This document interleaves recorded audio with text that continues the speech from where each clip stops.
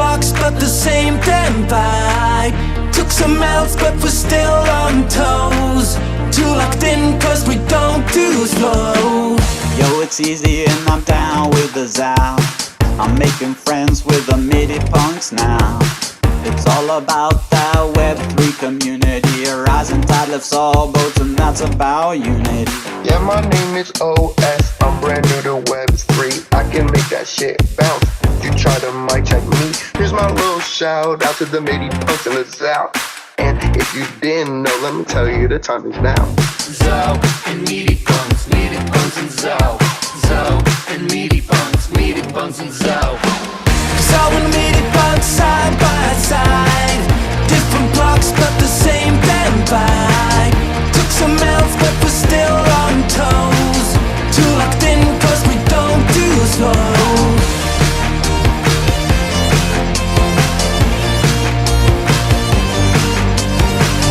Hey, this is Trey, and I'm with the Zal. If you're with the Zal, then you better call Zal. DC at Zal Calendar. What's the date? What's the time? It's the Zal. We go forward, we don't go back, we just go forward. Yo, it's Dr. Jake on the track. We love good vibes, Zal vibes, all about the vibes. I am a community member and lover of the Zal.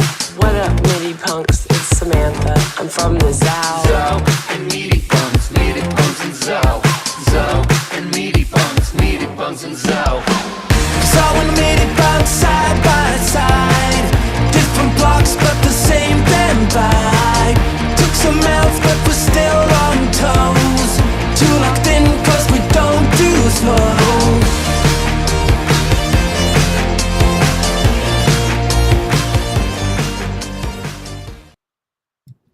Let's go. We are live with Let's Talk About Web3, episode 13. I'm here with Ohnahji B and EZ. How we doing today, folks? Sir. Good, man. How you guys? Doing pretty good. Hot. It's hot. I am coming in live. Just pulled off the freeway in Bakersfield, California. It's kind of like, no offense to Bakersfieldians, it's kind of like the armpit of California. I've been to Bakersfield before. When I was like a teenager, I had a girlfriend that lived down here, and we come down and visit her mom. And there's nothing really going on. I'm like in a shady spot outside the Arby's, and just glad that there was good service and I could jump in. Just left LA this morning and on our way to some camping up by Yosemite. But always got to make time to talk about Web3. Nice. That's what I'm talking about. Awesome. Well, let's start out with our gratitudes of the week. I'm gonna shoot it over to Ohnahji B to start us off. How we doing this week? I'm doing good. LA is on tsunami tidal wave watch, all kind of craziness. So I don't know. I'm just grateful for community. I'm grateful for I think the LA community, we don't really take too many disasters super seriously like we should, but once it's like, times to kind of bunker down and help other people and share resources, help people out, like the community really bands together when it's time to, when it's go time. So I'm thankful for community, especially out here on the West Coast for sure. Nice. Dang, I should have tried to link up. We were only in LA for like a day and a half. I am super grateful to be able to be on this road trip. And the main reason we came down to LA was so that Jose could play at Campus Jax, where Tim from Jax Jazz has been piping in the most amazing jazz into the metaverse, into the Token Smart Discord for years. I had come down a few times to help host the digital end of the first Crypto Jazz Fest and then the second Crypto Jazz Fest. Hopefully there'll be another one at some point. So, these were 21 and 22. So it wasn't easy to pack a place with people in crypto that are into jazz. But I think it's got some legs. It's just kind of ripening. But yeah, it was amazing to have that possibility for him to come and play at such a prestigious place. The sound was epic, other great musicians. And just grateful to be able to kind of be on this adventure. And we're heading up to Yosemite. So that's going to be another really, really awesome couple of days. Yeah. That sounds amazing. I love that. This week, I'm grateful to be here with the two of you guys, with everyone that's here in the chat. I see everyone chatting in over on Ohnahji stream. Thank you all for joining in. I'm happy that Easy is back in town with us, with two of his amazing friends. Seeing his journey, their journey in person together has been a blast. So yeah, I'm just grateful to have been able to experience that. Yeah, I think it's good to be here. Good to be here with the three of us. A little more of a casual episode this week as we get ready for our guest next week. Someone who's been hosting Farcaster Spaces, super deep into the Farcaster ecosystem. So kind of a real deep conversation about some of these conversations we've had about this new social network. So I don't know. What do you guys want to chat about this week? I feel like there's a bunch of things coming out in the news, this, that, and the third. There's like something personal to me that like I think is huge for like the collectible world that I'll share, but it's like maybe less so with the crypto space at this current exact moment. But yeah, no, I think there's a lot of cool things going on. So I don't know who wants to hit it first. Well, there was something interesting, like not so great, but it actually turned out pretty well yesterday on Farcaster. The QR mini app basically got hacked. It was only their messaging key. So somebody was able to get their messaging key and send a DM, like your alert DMs that you get, or alert messages that you get, and when you click on it, it actually took you to like a fake duplicate version of the QR mini app, and it was for an airdrop of like 10 million QR or something. I was literally running out the door of the hotel when that came in, and I'm like, QR airdrop? Oh, heck yeah. So I wasn't in like my right state of mind to like take my time, and I was just like, oh, QR airdrop. Yeah, I want this. Boom, boom. Didn't even really look at the transaction closely. So super bad move on my part. I'm lucky that it was only like a $3 charge. And but the team was just incredible, super fast. They got together with the Farcaster team, figured out what had happened. I guess refunded everybody the transaction fee that they had paid for those fake tokens. The tokens were sucked out of your wallet, and they were able to patch that. And then there's been some talk and some great posts. Actually, Peachy had some great info and insights on that, to be able to make sure that people that are building their own mini apps are securing their communications. I guess if you're using the Nanar kit, then it's built in. And so there's like an extra couple layers of security there, but a lot of people do their own. So that was just interesting to learn about, interesting to sort of go through. I'm really glad, like I said, like usually I'm really careful. I read everything in the transaction. That's how they get you when it's from a trusted source and it all looks legit and it's coming from the right place. But then there's something a little missed. Like if I had been paying attention, I would have been like, wait, that's weird. And I wouldn't have just done it right away. I would have like tried to check up on it a little. And that's the advice I would give anybody. If something kind of sounds too good to be true, or it's out of the ordinary for like an app that you interact with, don't just go ahead and grab that airdrop. Go over to the main page, make sure there's either, if there's a pinned cast about it, then you can make a comment and be like, oh, this, like, is this legit? Or talk to a friend, ask somebody if you're newer, ask one of your friends that maybe is, a little bit more seasoned. So yeah, that was super interesting. And then the guy tried to turn it around and he's like, oh, I was doing everybody a favor. I just want my bug bounty. And I'm like, no, that's not how it works, man. But yeah, so interesting little turn of events there yesterday in the Farcaster mini app ecosystem. Interesting, man. Yeah, the scams and the phishing schemes and all those different things, they're ramping up like crazy. In my email, I'm seeing a bunch of stuff from, Unstoppable Domains and OpenSea, and of course, you click the actual address, the sender address, and it's nothing near, close to what the actual company is. Coinbase emails. So definitely slow down. That's one of the huge tactics, especially when the market starts ramping up and energy starts ramping up. People get you going. One of the taxes is just get you going fast, and it's airdrop season. You get in or you're gonna miss out, and then you'll see your whole wallet's wrecked, right? And another warning that I saw today, just like an hour ago, was that there are DMs going around for a fake invite to the base app.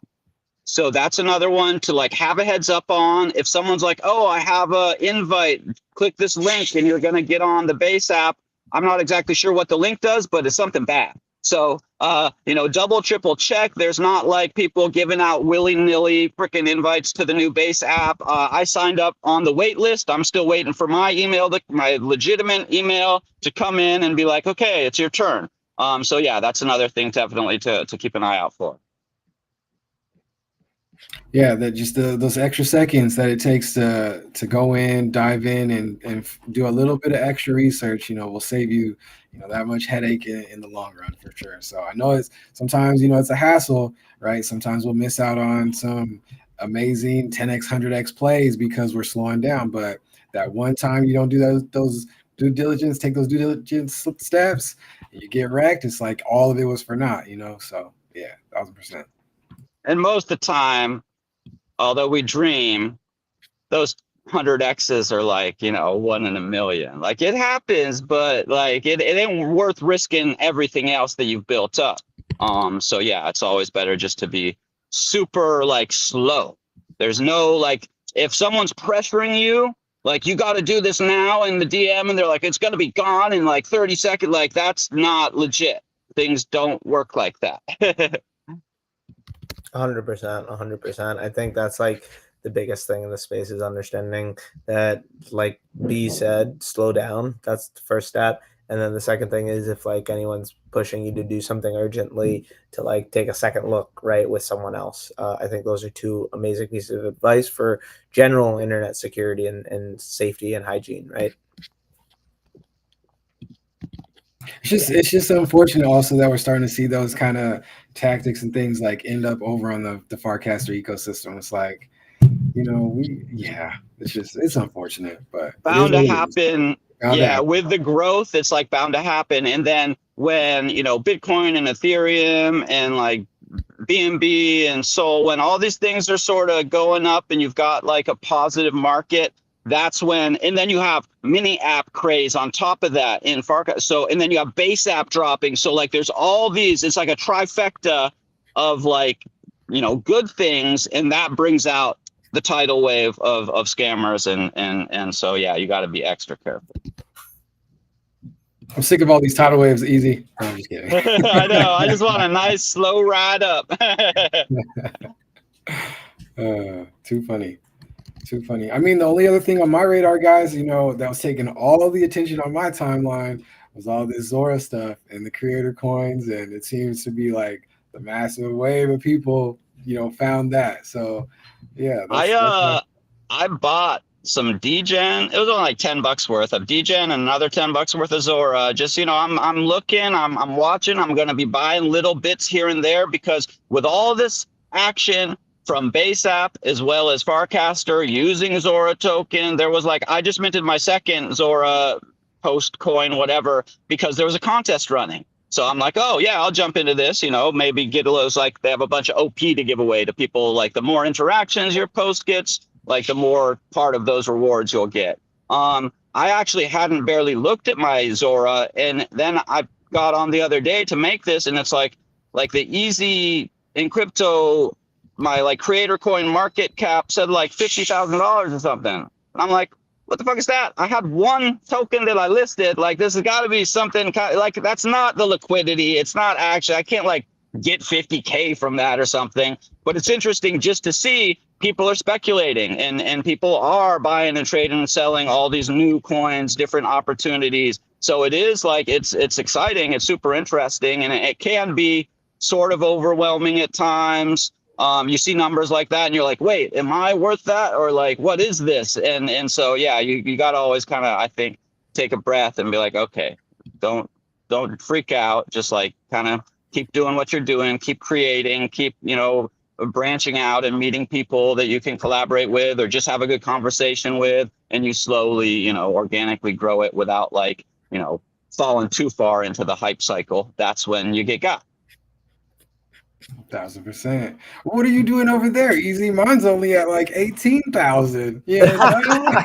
I did one post. It was called Easy Money. It was a nice little token looking thing. I don't know. I have no idea. I was shocked when I saw that. I was like, wait, what? That's funny. Yeah, Zora's been definitely the talk of the town in the Wave Wars spaces over the last few days. Mumbo's been going really crazy on the collecting side and been actually pushing a completely different like aspect of this space that in Zora that I haven't seen in a little bit because I've been around a lot of creators. So it's been like creators complaining about it for one reason or another. But I think consumers actually can really like this because just like Farcaster liking and sending money and tipping through a like, this is very similar to that, where when you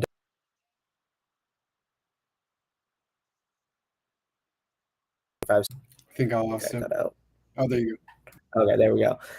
When you're on the feed and you double click on it, like you like it, you're buying it actually, and you're paying 25 cents, and it's very like set up that way as opposed to Farcaster where you're like opting in. The whole ecosystem for Zora is like Instagram, but likes or buys, and I think it's cool because then once you buy, you can comment. The highest person on the coin might be able to have that pinned comment, which is pretty cool as well. That I know we talked about a while ago.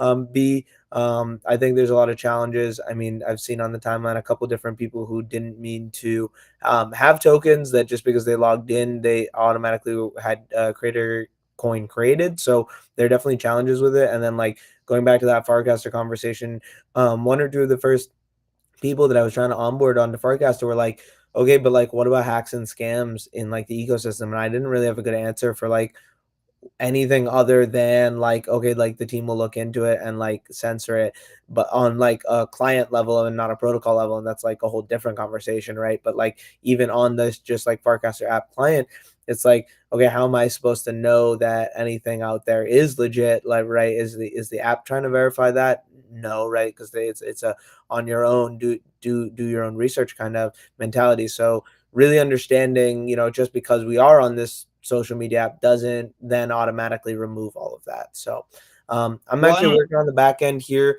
to get this pods episode ready and airdropped, and I think I can test that when we are ready to show and share that, when we're off the news a little bit and more into let's talk about Web3 stuff. So I just wanted to put that out there as well. So Nice. One thing that I will say is that the Farcaster team does have something in place, so you can't do an exploit that would take like all the coins, and that's partially why probably this QR hack was only able to do a single token and a small amount. Because if you are trying to do some sort of large across the board wallet drain, they have things in place so that transactions like that won't go through. And they do have like, you'll see sometimes you interact with a newer mini app, or maybe it's on a chain that hasn't been around as long. Cello, for example, still has the warning that's like, our security services can't work with this, like only do this if you trust the app, which always makes me basically stop. Even if I like really want to do it and I do trust the app, I'm like, yeah, I just don't feel comfortable after reading that. So there are some protections in place over there which are good, but there's definitely still plenty of risk. So yeah, I think for people that are newer and they want to get involved but are worried about that, there's definitely channels that you can go into, Web3 security, what's like police or scams. There's a couple of these channels that you could join, and that way you can kind of be up to date. And anybody in those channels, I'm sure, is more than willing to like hop on a call and talk about how to navigate securely. And that mostly means just not doing a bunch of crazy stuff and focusing on like your creating of content, and maybe using some of the well-known established mini apps for games, or if you want to I don't know, do some kind of swapping and staking and stuff. There's a lot of legit stuff out there. So that's cool to hear that Farcaster has that in place. I didn't know that, but it makes sense, and that's an easy thing to pretty much implement. Like all the wallet drainers and stuff, all the token siphon things out there. All it is like you signing a contract that's saying this, I'm giving you the ability to take all of the coins out of this different contract. It's like there's no real like actual use case for that to be implemented. So yeah, that's a cool thing that Farcaster can just be like, no, we don't need that. There's no need for that. That's only used for draining people's wallets. That's cool. I didn't know that. So shout out to you, Easy. That's dope. Yeah, that is really interesting. Huh. I like that. I like that. That gives me a good answer now to come back to an individual like that where I can answer at least an answer and a place to learn more. So I love it. I think yeah, is a really interesting Feels conversation. What did you say?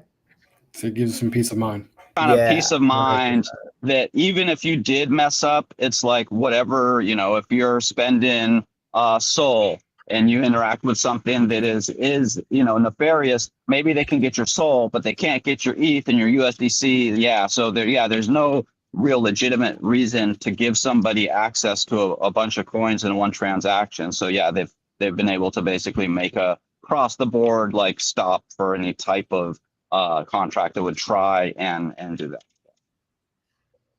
100%, 100%. I think it's cool to see slowly. I found other people I saw on a podcast. Someone today was saying, 3, 4 months ago to onboard someone, a new creator into the space, it was a challenge because of this, that, and the third.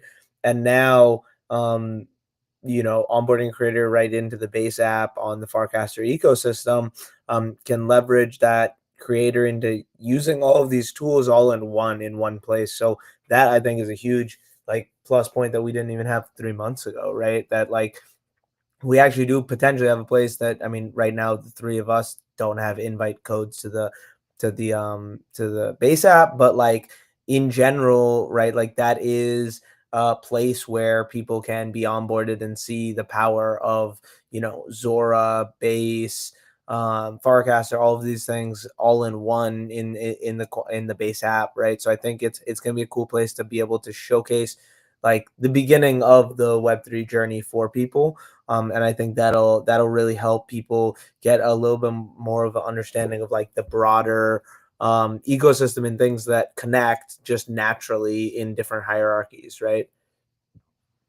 Yeah, it feels really powerful to have a protocol that is used across different social media. I know we've had Lens and other things, but it was a different time in the cycle, less maturity. Like now we're to a place where there could be, right now you can kind of like double up if you're in the base app. Everything is going on to both platforms. They have the tokenized or coined casts over there, or coin posts over there, which anybody, a million people could buy part of that through the coin. And then on Farcaster, you've got the one of one NFT style cast. But there could be some other, there could be another social media platform that's built using the protocol, and they could have a limited edition, and there's only 10 of the posts available. So like, there's a lot of cool, stability, but also like fluidity in having this protocol. It's actually a good idea of just like doing something that's more of a limited time thing. So it's like the first people to the content can get to it, as opposed to like auction most people with the most money. Could be a cool thing to implement. So no, I'm excited just like seeing more people develop more of these tools and mini apps and just more places for creators to leverage their skills, right? And I think that is why we're all here, is to help support creators leverage their skills and help build tools to get them there. So I think pods.media, what we're now leveraging for tokenizing our podcast, is a really good form of that. For us three here being content creators right now, we're able to put this podcast up as a token as we're talking about all these things, and anyone across the world can buy it for $2, and a portion of that goes to pods and a portion of that goes to our wallets right there instantly. So that is something that wasn't able to be even around a year ago. So shout out to pods. Super excited for everything we're going to be able to continue growing over there and keep on cooking up. I'm excited to see how we start to leverage. Let's talk about Web3 in a couple different ways. I would love to bring a workshop into Let's Talk About Web3, so we can put it just the like workshop portion on the website for like a tutorial for the future. So something like that as a portion of the podcast would be really cool. And I think maybe one of those being like creating your first wallet, right? And or even just like onboarding yourself into Farcaster might be a good one, right? Like how joining like from the start, like joining with your X account to make it free, and then like seeing starter packs that are out there showcasing some of these initial tools that you can check out when you're first on the app could be another cool tutorial. And honestly, it might be best for us to bring someone in for that too. So I think some of these like workshop style things could be really cool, especially if we like market and promote towards that, since we'll have a little bit more planning ahead. So now it's starting to move stuff to the Charmverse, getting caught up on these pods episodes. Now we got 13 out, and we'll get caught up. Hopefully, I'm gonna just spam them all up this week, and then hopefully that means we can get peaches out the next day for next week. So that's the goal. That's where we're at for Let's Talk About Web3. I don't know if you guys down for us to showcase some of this tech and share screen? Oh yeah, for sure. Something Absolutely. that popped into my Yeah, head go when ahead. you're talking about getting the website going is, if that, once that's kind of developed, boom, mini app and Farcaster. Let's talk about Web3 mini app. And then from inside that mini app, you could access this stuff. You could go boom, right in mini app and purchase a pod episode. Like, that's the cool thing about how people are working together. Pods has it set up so that you could use in mini app without having to even leave. You could purchase an episode. Of course, that needs to be included into the build, but they have that basically set up. I know a couple of other mini apps. I think GM Farcaster does that, or they're adding it, and maybe Betterment, or a couple people are using those tools that are available. But yeah, Ohnahji, go. I was gonna say, yeah, it's pretty impressive, like how big this base ecosystem is getting, right? And the base chain, and you have mentioned one of my faves. I was really rocking heavy with Lens Chain and Orb and Hay and that whole ecosystem, right? I loved it just because they're pioneering the decentralized social as well. I think they just had a hard competition in Farcaster for one, and being built on base, and all the other apps just being built on base along with them, like the Rodeo. It's like they had to compete with the marketing and market share of all of those different conglomerates together. It's like, dang, but and then having the switch over from Polygon to their own Lens chain, that rendered everything in limbo for a long time. So it's just like, but they had some really cool tooling over there too. It's like, I think that goes to show you though, right? Like that exact definition of like the first to do it and innovate usually isn't the one to succeed, right? Because they get through all of the R&D challenges and everyone else gets the benefit from that, right? So I think that's really cool to hear that. I remember Lens, my first and only hack so far, knock in the space, was for a free Lens protocol profile back when that was like a hot commodity. So I totally understand it, and it was interesting over there checking it out. And it's been cool to see how other now decentralized socials have brought it out. But I saw Louis in the chat, so it's good to see you in here, first time chatter. And yeah, I think I would love to showcase how easy it is to just like drop some of these episodes to someone that could be halfway across the world. I think that'd be maybe a cool like little mini workshop right now if you guys are down, because you might not even know this because you guys don't run the pods. So here we go.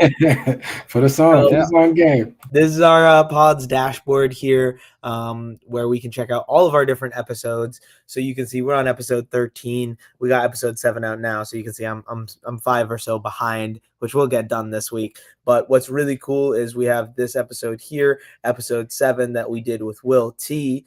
He was a phenomenal guest, and it was an absolute blast. So one of the things I want to do for Will T is give him an opportunity to share this in his network. So one of the things I can do is I can go over here and I can click airdrop episode, and I'm just going to send him 20 of our episode.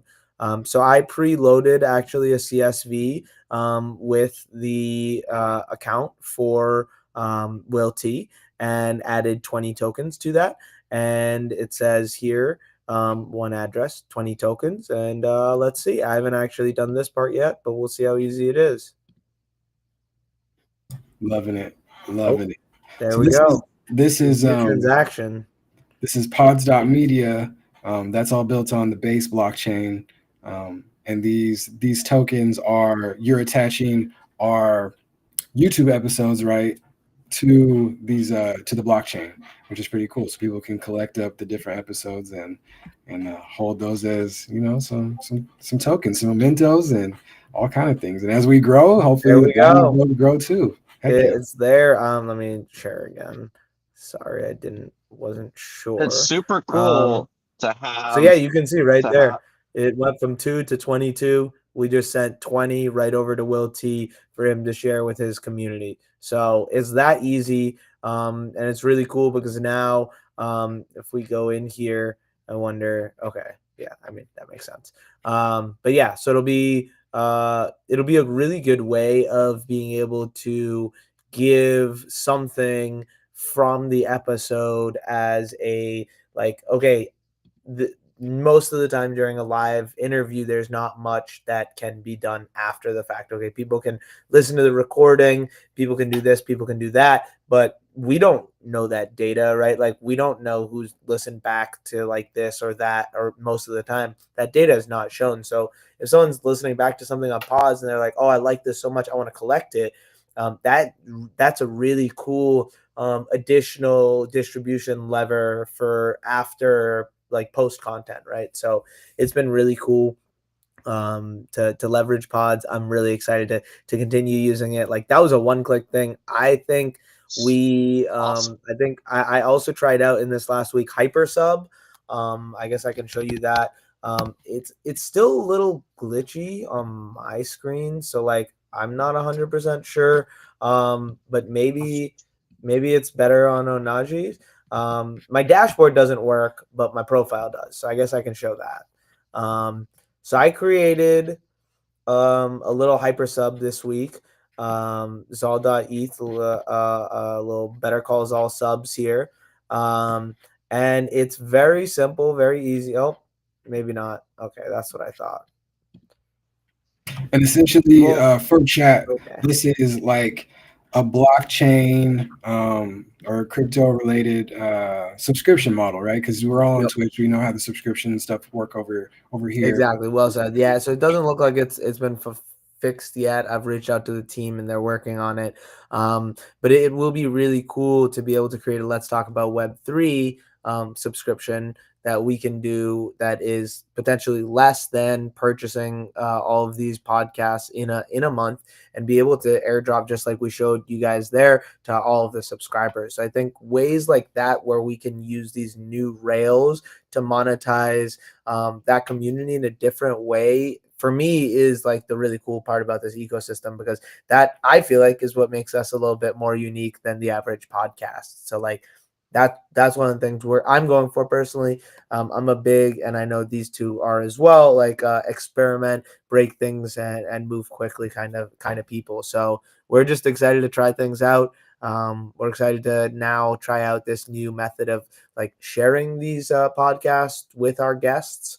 And it's awesome to see all of the amazing folks popping in. Maybe we'll do a couple specific workshops geared towards new folks in the space. But yeah, I see Shah popping in as well at the end here. So yeah, it's Something else really cool about pods is, because it's on the blockchain, you can see everybody that's holding those. And, you know, obviously on the pod site, it shows like the first purchaser, the second and the third, and the highest holder. If someone like buys a bunch because they just want to support, or they want to give them to some friends because there was something in that episode, they're like, oh, I know so-and-so would really like this, I'm just going to grab one and send it over. Well, we can then see that. And like, I have collected pods before, you know, pretty regularly, and had, you know, like everybody who had collected more than 3 of, I think it was the Mars, the Matthew and Rizzo show, they sent like, you know, an NFT, or you could do a token drop and different things. to the people that have been watching and collecting. So it does give you sort of a database of your like, hardcore listeners, which is it's really dope. So there's a lot of like different things you can do with that versus YouTube. Like maybe it shows you like your peak views and like how many people tuned in, but it's not like so and so was really into this. Like if you're buying the pod, we know like, oh, you really liked this episode, or you missed one and you purchased it because you've liked other episodes. So there's possibilities to connect with those people further or reward them for collecting. So yeah, it's really dope to be getting all this set up. Amazing. And then hopefully we'll start integrating it into the greater ZAL ecosystem as well with some of these other tools like the Hats Protocol and Charmverse and all of these amazing platforms that are out there. But the really cool thing is finding the way to build your own platform. Excuse me. And that's what we're working on in all of our different ways. I know us at the ZAL, we're working on Wave Wars. Hurricanes really continuously pushing that. They're going really hard with the media game right now. Absolutely freaking killing it. I'm upset because I didn't bring the merch today, but I do have a piece of merch, so I will bring it next week to show off with Peachy as well. And yeah, it'll be a blast. I'm stoked. Like, there's a lot of cool things that I think are coming, and it'll be really cool to have a place to have that conversation, I think, and also to lead folks that are interested into this. Okay, like if I see someone on the street and they're interested but they don't know where, I'll be like, okay, hey, tune in on Wednesday to our Let's Talk About Web3 show and get acquainted there, right? So I think there's a lot of cool places that we're going, and it'll be interesting to see where this takes us in the upcoming months. Yeah, and for having Peachy on next week, like, bring your notebooks, because like massive amounts of information from like the Dune queries that you want to know about, how to check like which people that subscribe to you have like interacted with a post in the last week or the last 30 days. Like there's just all this data that people have created around this protocol, and Peachy knows it like inside and out. As well as, very up to date on the news of what kind of new features and things are coming. And, exploits, just like super tapped in.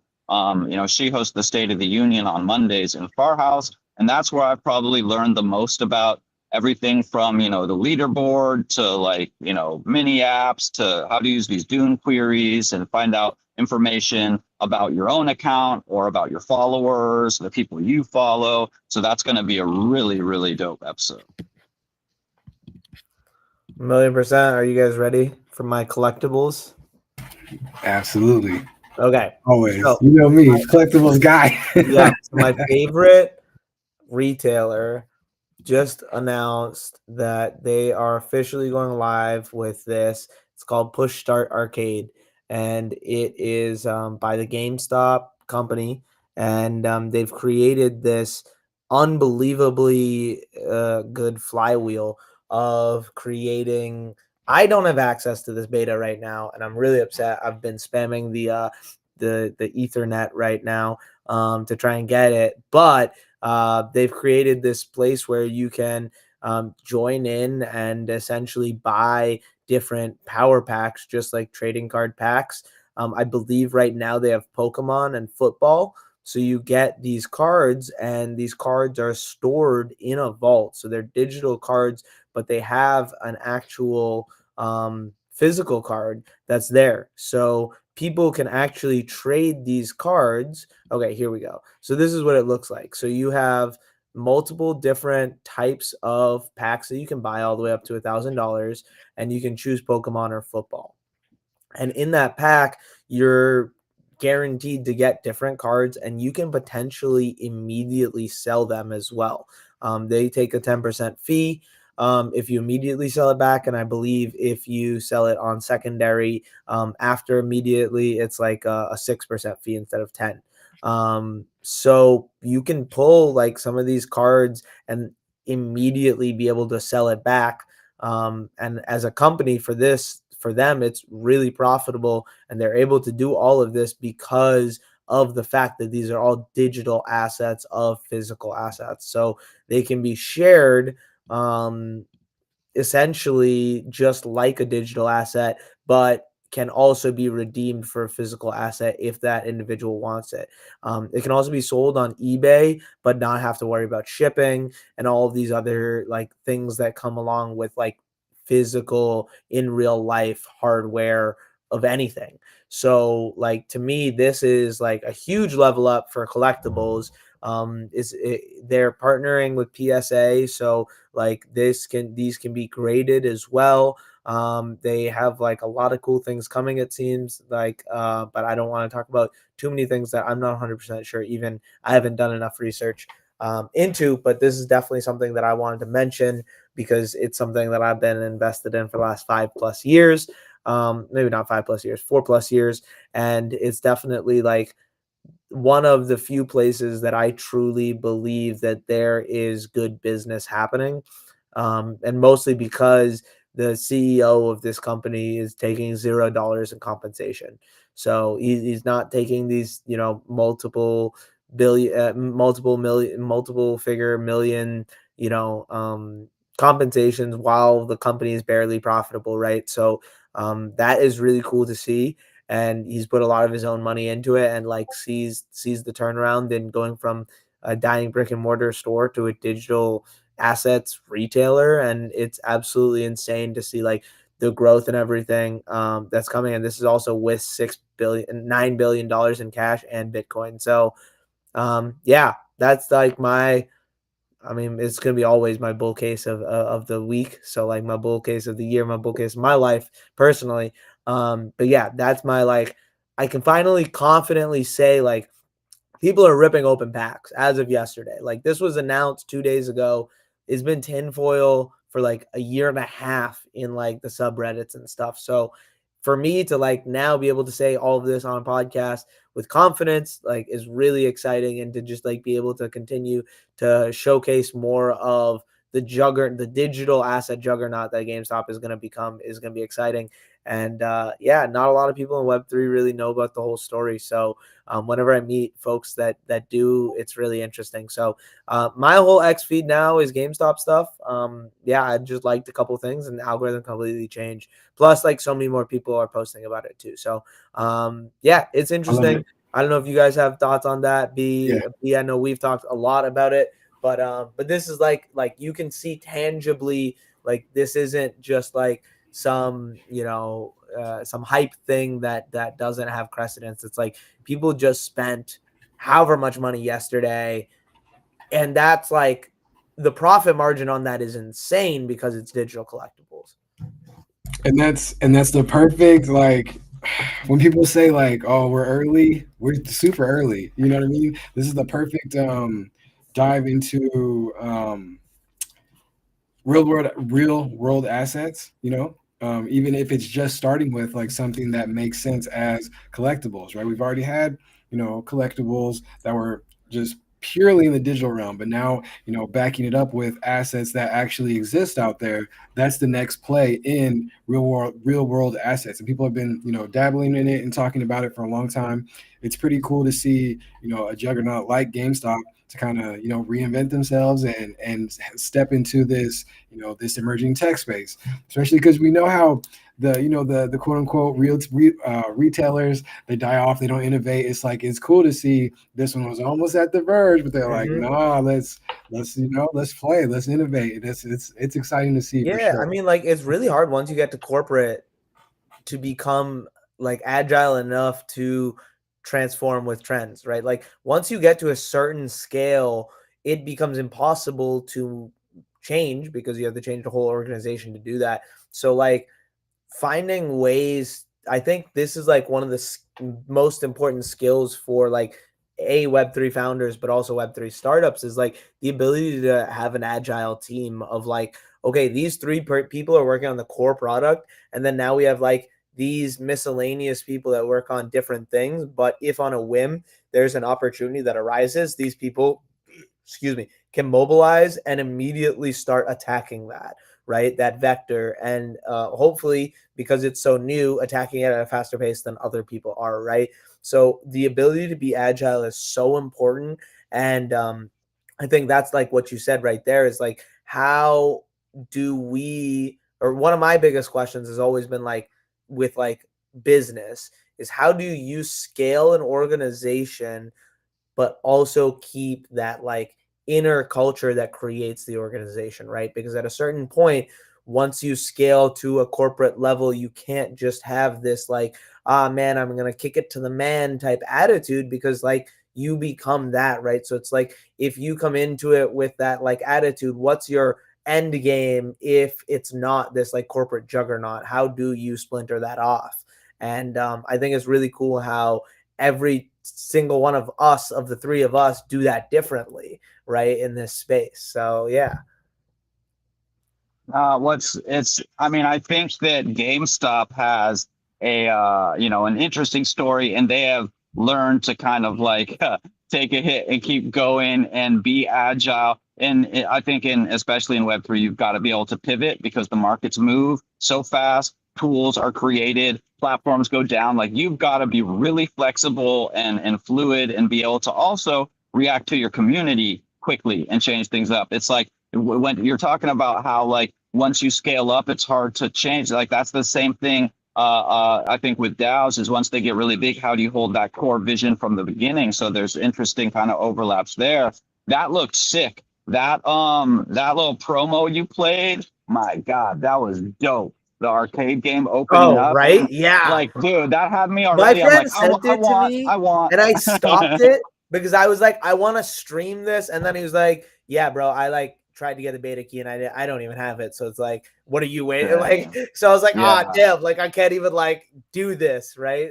So I'm like, But yeah, I'm foaming at the mouth right now at this. real world assets, that's going to be a huge thing. And it makes a lot of sense to start with trading cards. Those were the OG collectibles. So then, we have a pretty good run now, 5-6 years of digital collectibles on the blockchain. I mean, I wouldn't be surprised if they're using a blockchain on the back end just for their own management, to be able to know, okay, where and what warehouse is this card? Because that's the other dope thing, is that you can buy and sell trade cards without having to like deal with, like you said, the shipping or damage or anything. But the buyer can always then say, okay, I want this on my wall, get it straight, it's fresh, like it hasn't been sent around and trucks and a UPS and a super interesting business model. And I think there could be huge success there. Yeah, there's a market. Yeah, and it's like, okay, this is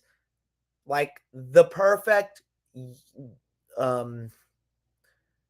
they've now executed really well on blockchain vision, where there's not blockchain infrastructure in the front at all. I don't even know if they are NFTs technically. I think they are in some form, but I think they're more centralized, right? They're not like just like on any chain. But like, it's cool to see how they've executed like that, everything that people want to do with Web3 products, but without the tech, right? And it's like, if you can create and cultivate that, that's the hard part, right? Where it's like creating this, like the experience, the UI, everyone's having fun gambling on the timeline. Like, that's crazy. People are like really excited about this because it's like a lot of people are getting valuable cards that they're keeping. A lot of people are getting valuable cards that they're selling and then immediately buying more packs, right? Like, it's really dopamine inducing, not gonna lie, right? But like, I mean, it isn't gambling in and of itself, right? But it's really cool to see like this next level of value being formed of like, okay, what can we do now with digital assets, of like this ability to like, okay, I bought something. It's not like now I bought it on eBay, I need to wait 3 weeks for it to be sent to me. Now I need to list it. I need to wait a week for someone to buy it. Say less than a week. If I sell it for a little bit cheaper, then I have to send it to them, wait for them to like get it for like the funds to actually come to my account, right? And like that whole process is cumbersome because of like that physical element. So changing that to have the physical element be always redeemable, but it doesn't need to transact through the physical realm to move owners, is insane. And I'm just excited that GameStop is like, no one, like they did, like I was onboarded through the GameStop wallet and the GameStop NFT marketplace, which both, like we've said this a bunch, both closed due to regulatory situations at the time. That was 3.5 years ago now. Like, anyone could have leveraged themselves. Like, I think Courtyard's probably doing the best at this, like, real world assets for cards. But no one leveraged themselves well enough for it's like, to be honest with you, I already feel like GameStop in one day has a good market share of that specific category. Like, and that to me is what's nuts. It's like no one capitalized in 3.5 years on like that space to the degree. And now GameStop, a juggernaut with a lot of money, with like its whole business surrounded by it, being able to jump in that space and basically kind of like be a big fish in really small waters and just like eat it up, in my opinion, market share wise. So that's also why I'm really excited, because like it feels like no one's successfully figured out that space yet, and I feel confident that GameStop could do it. So yeah, I think a lot of companies are going to be watching them and seeing how this goes. When it comes to like the supply chains and the just the storing and transferring of goods and things like that. So it's exciting. It's exciting. I think for me, it's like it goes back to the whole like, dang, what was the on the flow chain, the basketball cards? What was the Top Shot?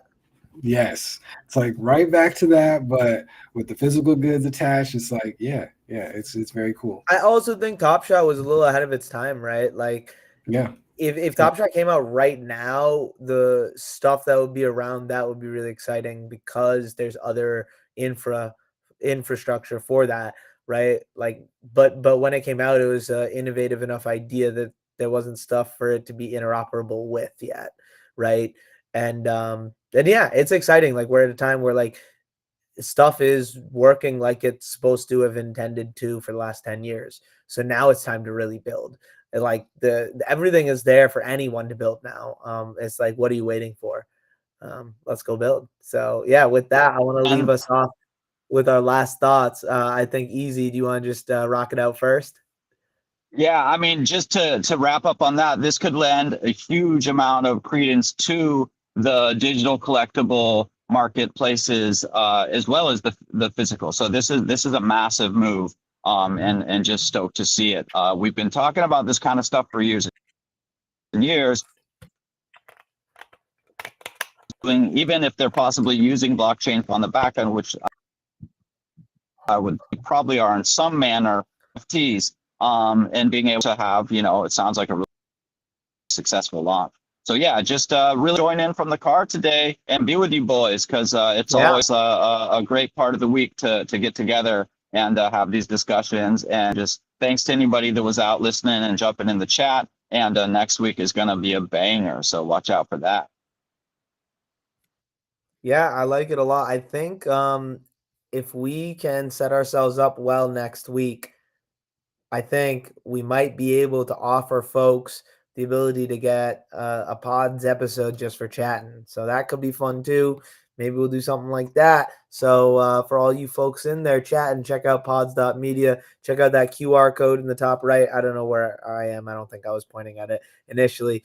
But yeah, we're super excited to just like leverage this tech and play around with it. So we're able to buy our domain just through those pods episodes. So shout out to pods. And yeah, I don't know, B, if you wanted to close this off as well. for sure. I think along those lines, it's like it's cool to see the biggest juggernauts in the space like a GameStop come in and take advantage of the technology and things, but utilizing one of the biggest IPs in the world with Pokemon and etc. Right, but it is very cool to have the smaller creators to get started in the space too, right? Like we are taking our podcast and we're uploading the episodes on chain. People are collecting them. We're able to take those proceeds and profits and further invest into what we're doing, right? So it's like all of the small creators. Doesn't have to be the GameStops out there. You don't have to be the GameStop to take advantage of blockchain tech. You can be any creators out there. Anything that you do, you make. If you're a singer, songwriter, whatever, writer, producer, any kind of artist, any kind of creator out there should be dabbling into blockchain. I've been screaming that since the last 3 years. You know what I'm saying? So yeah, if you need help, getting in touch with the tech and finding different places to upload your work and things like that, just tap in with us for sure. 1,000,000%. I couldn't have said it better myself. I think we were all nodding vigorously when you said that. So, yeah, just reach out, ask for help, and like don't be afraid to ask dumb questions, because we were all at a place where we were asking dumb questions. I still ask dumb questions every single day. So, not being afraid to ask dumb questions is what leads to growth and knowledge. And I'm excited to take that journey with you guys, and continue to grow and learn with all the amazing folks in here. We had an awesome, amazing group of chatters today. I saw Yoni chatting in there. I saw a bunch of other folks, Hale in there. We saw Shaw in there. So shout out to all you guys. Let me see. 2 shots. Louis popped in for Louis sure. popped in as Yep. well. That was Yep. awesome. Let me see. We had someone else at the beginning, I feel like. But yeah, shout out to all you guys. Oh yeah, Candy popped in on the BetterCallZaal stream as well. I need to figure out a way to like combine the chats, because there is a way to do it, but I don't know how. So we'll get there. And Young Gray too. Young Gray. First We'll one. get there one day. That's all But for now, I think that's all, folks. Episode 13 in the books. We'll see y'all next week with our guest. Peace. All right, y'all.